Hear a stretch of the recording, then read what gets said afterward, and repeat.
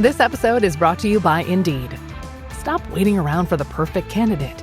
Instead, use Indeed sponsored jobs to find the right people with the right skills fast. It's a simple way to make sure your listing is the first candidates see. According to Indeed data, sponsored jobs have 4 times more applicants than non-sponsored jobs. So go build your dream team today with Indeed. Get a $75 sponsored job credit at Indeed.com/podcast. Terms and conditions apply.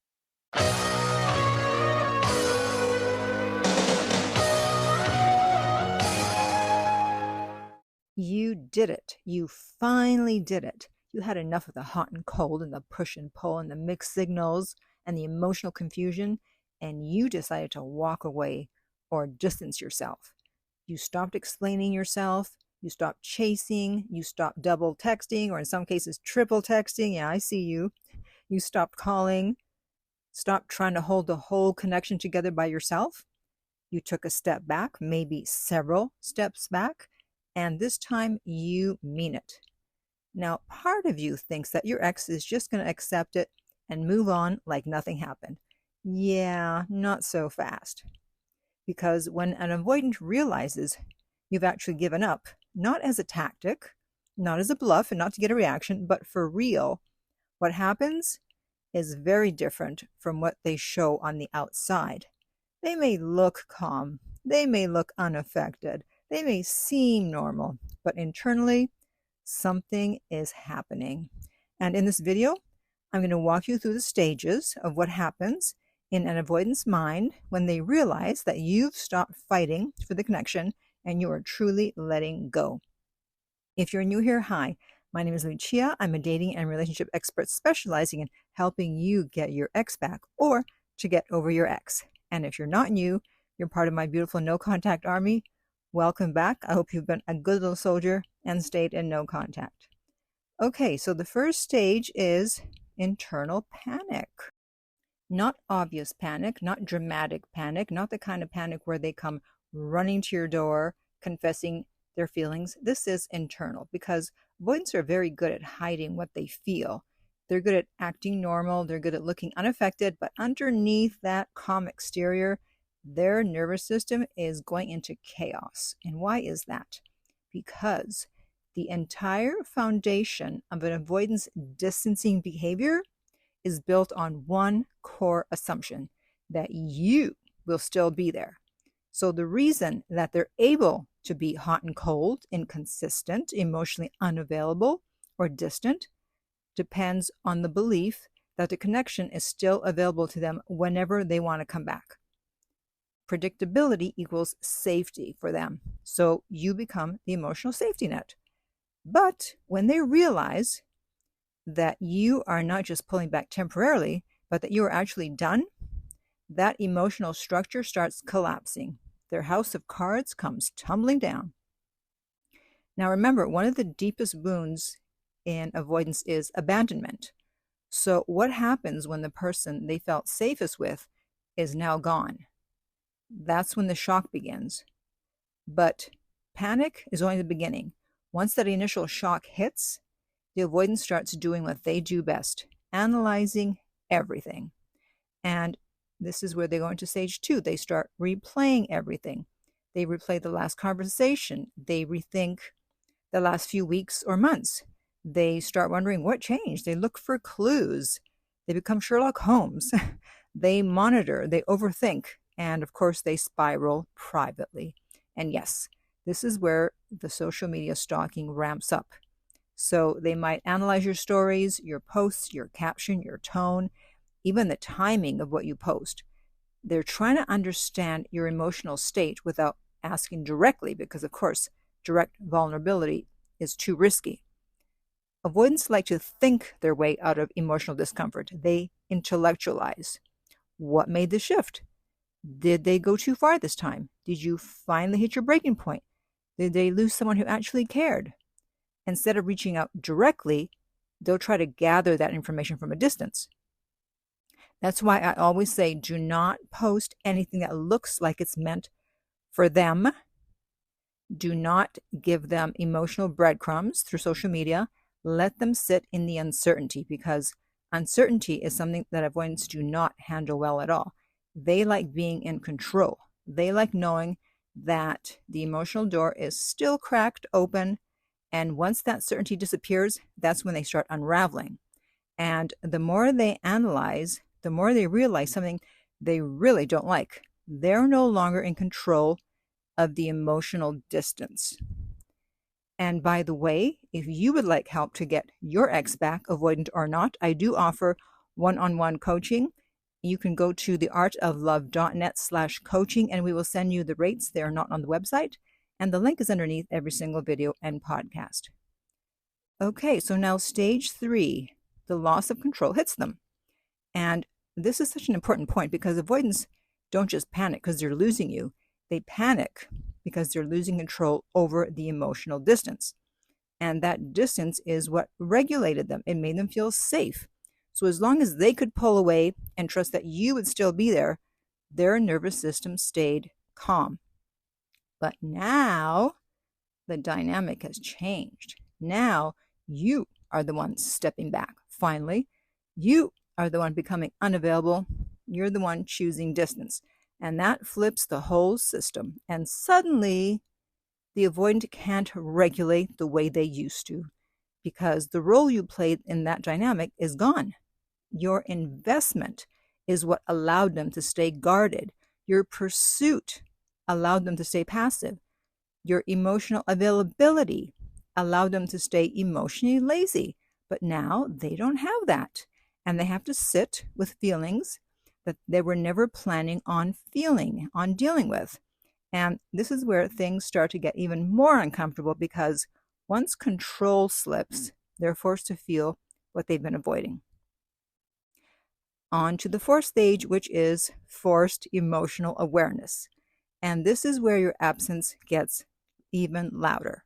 So even if they still look fine on the outside, inside, they're now dealing with emotions that they spent years suppressing, feelings they avoided, and needs they denied.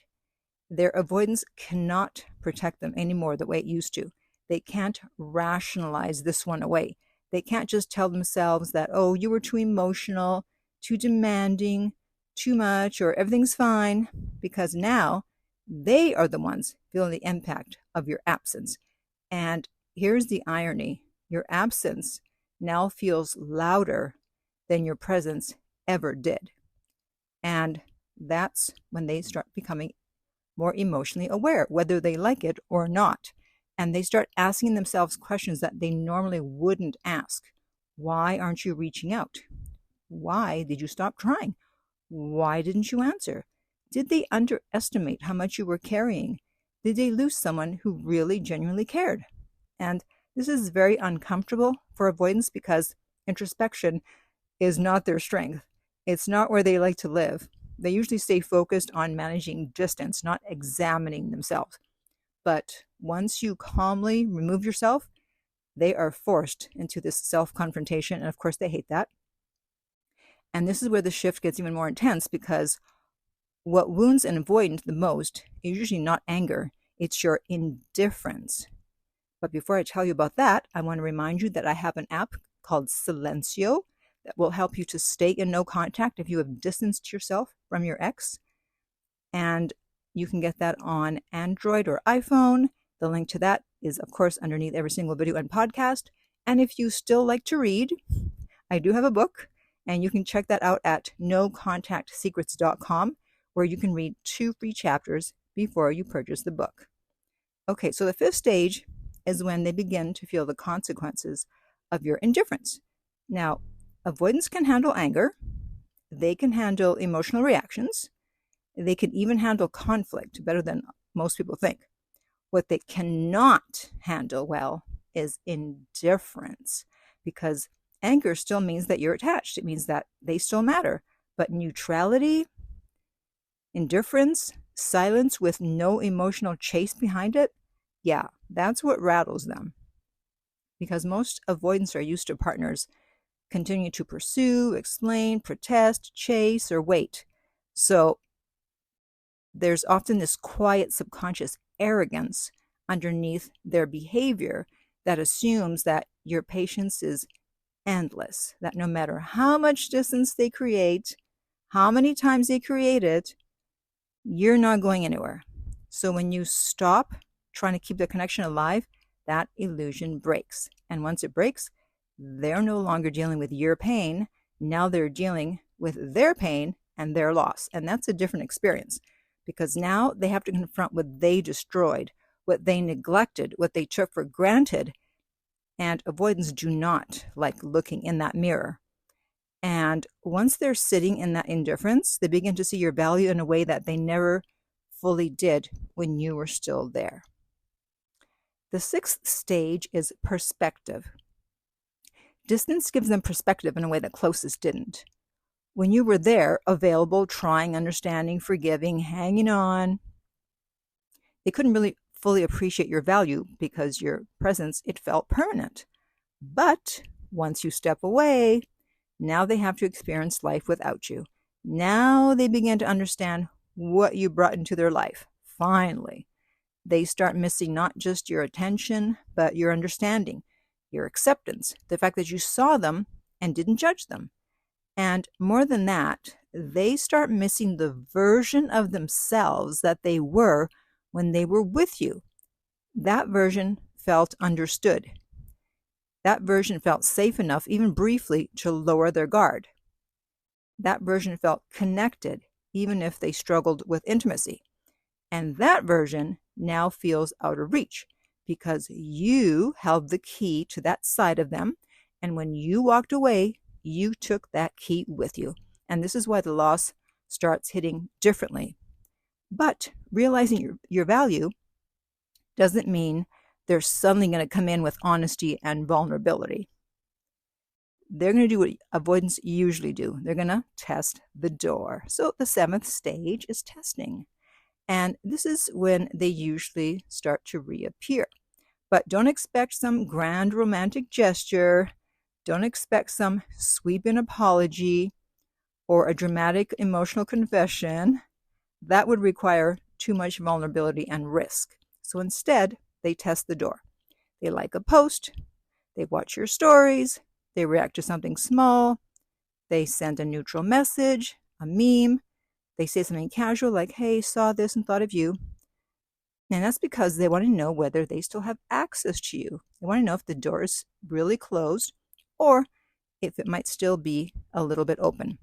And they do this because they're terrified of rejection. If they came in with full honesty and you shut them down, it would hit them hard. So they protect themselves, keeping it light, vague, and deniable. That way, if you don't respond, they can pretend that, oh, it meant nothing, it's just a meme. But make no mistake, it meant something. Trust me. They're testing whether they still matter to you, whether they can still reach you, whether you're really gone. And if that testing phase tells them that you're really pulling away, this is when the final realization starts to hit. And that is clarity.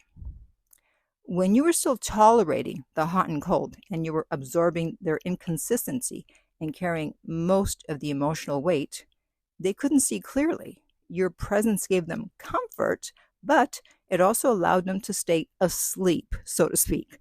Now, your absence wakes them up. When you let go, they finally get the clarity that they could not access while you were still around. Now they see what you were. Now they understand what they had, and now they feel what your absence means. And this is when many of them start trying to come back. So if you're sitting there wondering whether your absence matters, whether no contact is actually doing anything, whether giving up actually changes the dynamic, I can tell you that yes, it does. Because once an avoidant realizes that you were a gift and not a guarantee, that's when the panic starts. And that is also when things begin to turn around. So now I'd like to hear from you. Do you have any questions or comments on anything I've said? Please comment below and be sure to subscribe so you don't miss out on any future videos or episodes if you're listening to this as a podcast. And finally, remember, love inspires, empowers, uplifts, and enlightens.